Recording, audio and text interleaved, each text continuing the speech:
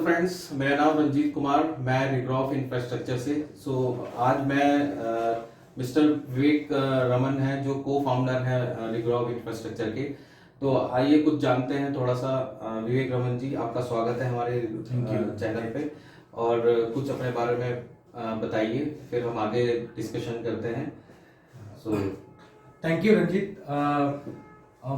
Actually Noida extension में जो commercial properties है, मैं एक्चुअली इस एरिया में आज से नहीं, मुझे इस एरिया को मैं 2009 से देख रहा हूँ। जब से यहाँ पे पहला अपार्टमेंट आया था और मैं शायद आई थिंक चौथा या पांचवा रेजिडेंट था जो यहाँ पे मूव किया था, और मुझे आज 7 साल हो गए रहते हुए यहाँ पे नोएडा एक्सटेंशन में।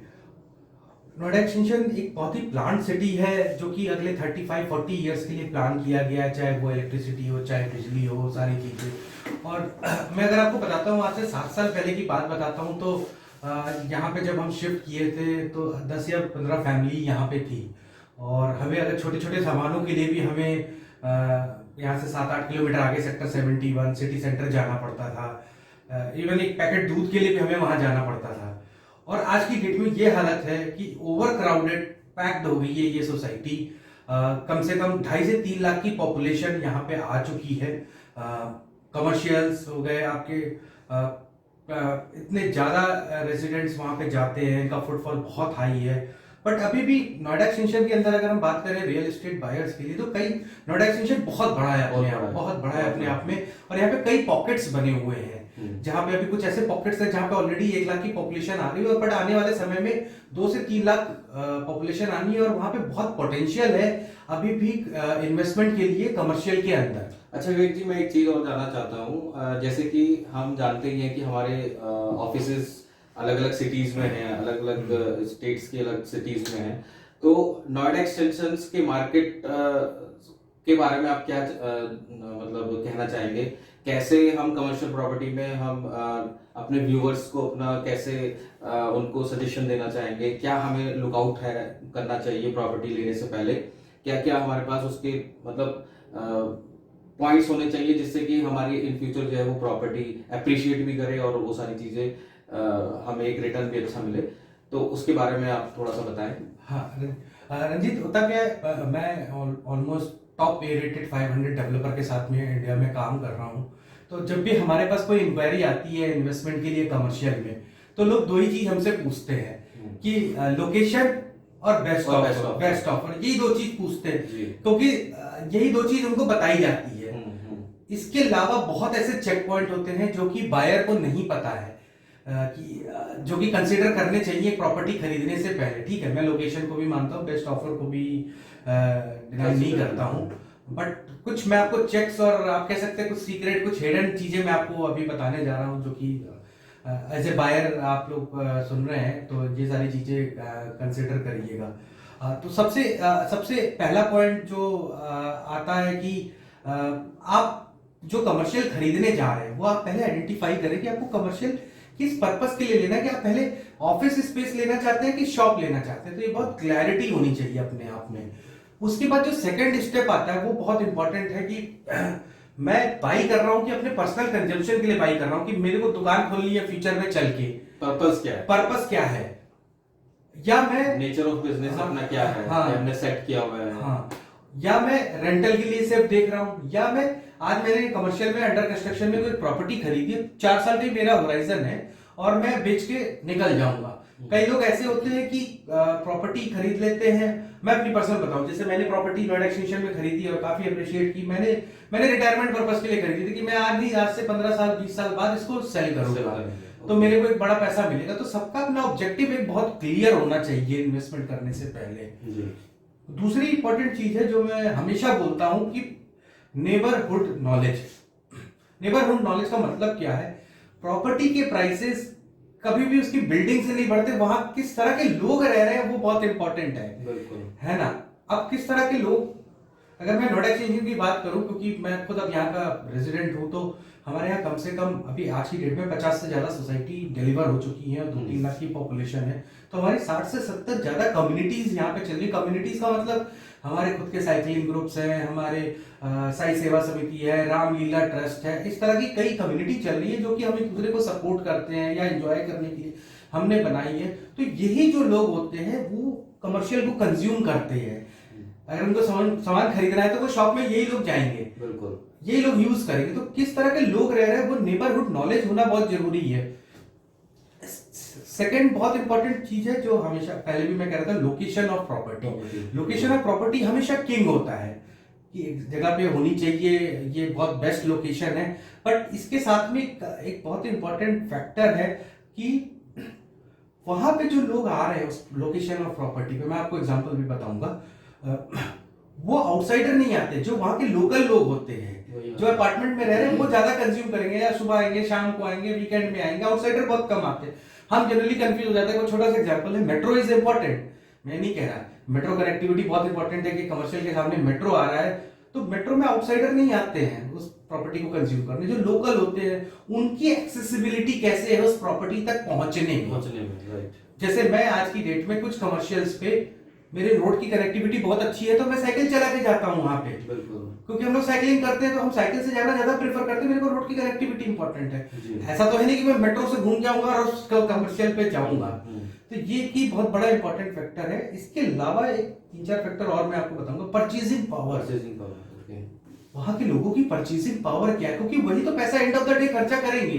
तो वो जो कमर्शियल है वो किस तरह के लोगों से घिरा हुआ है, वहां जो अपार्टमेंट्स है उसमें किस तरह के लोग रह रहे हैं, ये भी अपने आप में आइडेंटिफाई करना बहुत टफ टास्क है। हर कोई आइडेंटिफाई नहीं कर सकता, but as a real estate consultant हमें नॉलेज रहती है कि उस पूरे अपार्टमेंट में आईटी कंसल्टेंट रह रहे हैं क्योंकि जिसकी हाई पेइंग कैपेसिटी है। तो ये भी एक बहुत बड़ा इंपॉर्टेंट फैक्टर है। इसके साथ में लोकेशन के अंदर मैं एक पॉइंट मिस कर गया जो मैं बताना चाहूंगा। जब आप लोकेशन डिसाइड कर लिया, अपनी प्रॉपर्टी पसंद आ गई, तो उसके अंदर यूनिट, प्रीमियम यूनिट आपको मिल रही है कि नहीं मिल रही है। एक हो सकता है 2 यूनिट हो, एक पीछे की तरफ यूनिट हो और एक आगे की तरफ यूनिट हो। पीछे वाली यूनिट जो है वो इतनी प्रीमियम नहीं है, लोकेशन सारे फैक्टर कंसीडर कर लिए। अब ये प्रीमियम यूनिट किसके पास होती है, या तो बिल्डर के पास होती है, या हमारे जैसे प्रॉपर्टी कंसल्टेंट के पास होती है, जो बड़े प्रॉपर्टी कंसल्टेंट होते हैं, या इन्वेस्टर्स के पास होती है। तो वो प्रीमियम यूनिट भी बहुत इंपॉर्टेंट है। एक बहुत इंपॉर्टेंट फैक्टर है लीज, क्योंकि कमर्शियल में रेंटल होता है। तो अगर कोई बिल्डर 30 to 40% प्रॉपर्टी अपने पास रख रहा है उस पूरे कमर्शियल बेल्ट की, वो प्रॉपर्टी हमेशा सक्सेसफुल होगी। मैं आपको एक एग्जांपल बताता हूँ। कई बिल्डर बड़े बड़े ब्रांड लेके आते हैं और उस लोकेशन में अपने पास उस कमर्शियल के अंदर वो उन ब्रांड को वो प्रॉपर्टी दे देते हैं रेवेन्यू शेयरिंग मॉडल पे। रेवेन्यू शेयरिंग का मतलब ये कि अगर वो ब्रांड 100 रुपीज कमा रहा है तो 20-30 रुपीज वो रखेंगे बिल्डर और रेस्ट वो ब्रांड रखेगा। उससे क्या होता है, बिल्डर का इंटरेस्ट जुड़ा रहता है उस कमर्शियल प्रॉपर्टी में। तो उसका इंटरेस्ट जुड़ा रहेगा तो और भी शॉप चलेंगी, क्योंकि अगर वो बड़े ब्रांड्स लेके आ रहा है तो वहां पे फुटफॉल आएगा, तो वो जो दूसरे शॉप्स है उसमें फुटफॉल आएगा। तो लीज के जो राइट्स है वो बिल्डर अपने पास रखा है, वो बहुत इंपॉर्टेंट फैक्टर है। ओके, अच्छा सर, एक और चीज जानना चाहते हैं। रिग्रॉप रियल एस्टेट के अंदर ऑलरेडी बहुत अच्छे से काम कर ही रही है अलग अलग सिटीज में, तो एक और वेंचर निकाला है रिग्रॉप कैपिटल के नाम से।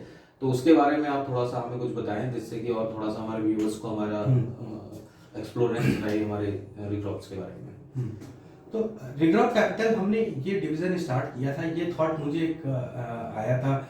मैं बुक अभी जस्ट लिख रहा हूँ और ऑलमोस्ट कंप्लीट होने वाली है, how to become a real estate millionaire real estate investor, कैसे बने। क्योंकि हमने बहुत ज़्यादा ट्रांजेक्शन किया, आज नहीं हमें 10 साल हो गए ट्रांजेक्शन करवाते हुए।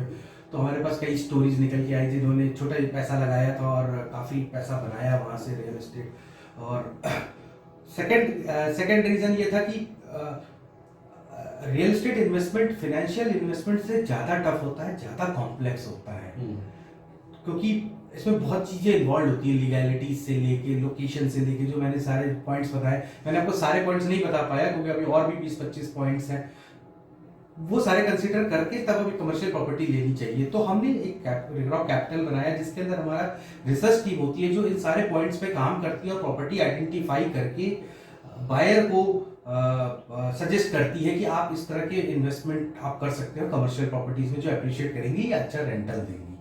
अच्छा, एक क्वेश्चन और है कि कुछ बायर्स या कुछ कस्टमर वो अ, हम कैसे, मतलब बायर और कस्टमर जो है वो हमसे ट्रस्ट करेगा और हमें कैसे हम उसको प्रॉपर्टी दिलाने में कैसे हेल्प करेंगे, या हमारा कोई ऐसी ऑर्गेनाइजेशन या हम उसके साथ कैसे खड़े रहते हैं जिससे मतलब लीगली तौर पे हम जो है हाँ। आगे सपोर्ट में रहते हैं उनके। हाँ, तो इसका एक बहुत ही इम्पोर्टेंट फैक्टर है कि एक एक टर्म है, वैसे तो सबको पता है, RERA, real estate regulatory authority. 2016 से पहले क्या था कि कोई रेगुलेशन नहीं था रियल एस्टेट के ऊपर होम बायर को प्रोटेक्ट कर सके। आज की डेट में रेरा बन चुका है, तो RERA RERA as a real estate consultant मुझे भी लेना पड़ता है जी। मुझे एक हैवी फीस देनी होती है। इसके अंदर दो तरह के रेरा सर्टिफिकेट होते हैं, एक इंडिविजुअल के लिए होता है और एक कंपनी के लिए होता है। कंपनी की बहुत हैवी फीस जाती है और हमें लाइसेंस लेना पड़ता है हर स्टेट में उस जगह हम ऑपरेट कर रहे हो as a property consultant. If something goes wrong, गलत होता है, तो हमें भी गवर्नमेंट पकड़ सकती है और हमारा लाइसेंस कैंसिल कर सकती है, क्योंकि हमारी फीस जमा है और हमारे रिकॉर्ड वहां पे सबमिटेड है ऑलरेडी रेरा के अंदर। तो मैं हमेशा ही प्रेफर करता हूं कि आप एक जिसके पास इंस्टीट्यूशनल रेरा, आप उससे सर्टिफिकेट मांग सकते हैं, आपकी कंपनी के नाम रेरा है, तो वो क्या एक तरीके से आपको हेल्प करेगा। जनरली क्या होता है, आपको कुछ ऐसे लोग मिल जाते हैं जिनके पास कोई, मोस्टली 95% 96% लोगों के पास रेरा इंडिया में नहीं है एज ए कंसल्टेंट, और वो सिर्फ प्रॉपर्टी सजेस्ट करते हैं, जो ब्राउचर पे लिखा है वही बताते हैं, वो आपको लोकल नॉलेज नहीं देते। तो ये भी बहुत इंपॉर्टेंट फैक्टर है प्रॉपर्टी खरीदने से पहले। ओके, मतलब अलग अलग सिटीज में अगर कोई मतलब कंसल्ट करता है कोई भी सिंगल या मतलब कंपनी के तौर पे, तो अलग अलग सिटीज पे जो है ना उनका अपना रेरा नंबर अलग अलग होता है। ठीक है, तो प्रोजेक्ट्स आप कुछ सजेस्ट कर पाएंगे और हमारे व्यूवर्स को, जैसे कि हमारे साथ काफी व्यूवर्स अटैच रहते हैं हमारी वेबसाइट पे, यूट्यूब चैनल पे, तो आप कुछ ऐसे प्रोजेक्ट्स बताना चाहेंगे जो मतलब आज की डेट में बहुत अच्छे हैं और ऑप्शन है उसके अंदर इन्वेस्टमेंट के, जो कहीं ना कहीं आने वाले टाइम में जो है वो इन्वेस्टमेंट उनको काफी अच्छा रिटर्न देके जाएगा नोएडा एक्सटेंशन के अंदर। रंजीत जी, मैं आपको कुछ बिल्डर के नाम बताता हूँ, सारे तो मुझे याद नहीं है क्योंकि 500 डेवलपर के साथ काम करते हैं। तो हमारी रिसर्च टीम में, मैं कल रात में रिपोर्ट देख रहा था, रिसर्च टीम ने हमारी एक रिपोर्ट भेजी थी जिसमें इन्होंने 50 चेक पॉइंट्स के अंदर उन बिल्डर को पैरामीटर्स में चेक किया था कि ये अपने बायर को सजेस्ट करना चाहिए कि नहीं करना चाहिए। तो हमारे कुछ अच्छे बिल्डर्स हैं जैसे कि जिनका ट्रैक रिकॉर्ड भी बहुत अच्छा है, लीगली बहुत साउंड है, जैसे कि हमारे गैलेक्सी ग्रुप है, इनकी ready to move in property है। आपका ये का फ्यूजन का आपका यूफेरिया करके एक प्रोजेक्ट है, वो भी बहुत अच्छा प्रोजेक्ट है। आपका एटीएस का कमर्शियल और ऑफिस स्पेसेस है, NX1 के ऑफिस स्पेसेस है। तो ये कुछ प्रॉपर्टीज है, और भी जब हम हमारे साथ बायर कनेक्ट होंगे तो हम उनको और भी प्रॉपर्टीज रिकमेंड करेंगे। बट ये हमारी रिसर्च टीम ने हमें बताया है कि ये काफी अच्छे प्रोजेक्ट्स है। और इन्वेस्टमेंट हमारे ऐसा नहीं है कि करोड़ों से स्टार्ट होते, 30 लाख 50 लाख 1 करोड़, हर टिकट साइज के लिए कुछ ना कुछ अवेलेबिलिटी हमारे पास में रहती हैं, जो कि एक एश्योर्ड रिटर्न या लीज गारंटी के साथ में आती हैं। क्योंकि बिल्डर हमें कुछ राइट्स देते हैं कि जो प्रीमियम यूनिट हमारे पास होती हैं कि आप अगर ये प्रीमियम यूनिट्स आपके इन्वेस्टर लेंगे तो हम उनको लीज गारंटी भी देंगे। ये एक्सक्लूसिविटी सबके पास नहीं रहती है। ये एज ए रिग्रॉप हम लोग एज ए प्रॉपर्टी कंसल्टेंट हमें ये राइट्स मिलते हैं।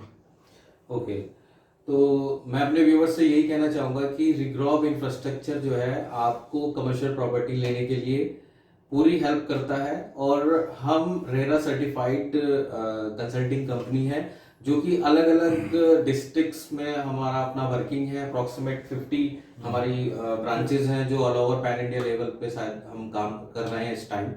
तो लास्ट में मैं कंक्लूड करूंगा चीज़ों को लेकर कि मतलब कमर्शियल प्रॉपर्टी लेने से पहले कुछ बिंदु पर, जैसे विवेक जी ने बताया कि लोकेशन तो सबसे पहले होती है, लोकेशन के बाद आपका जो ऑफरिंग क्या रहता है बिल्डर साइड से वो, और हम उसमें क्या ऑफर एड ऑन करा सकते हैं, दैट वो चीज़।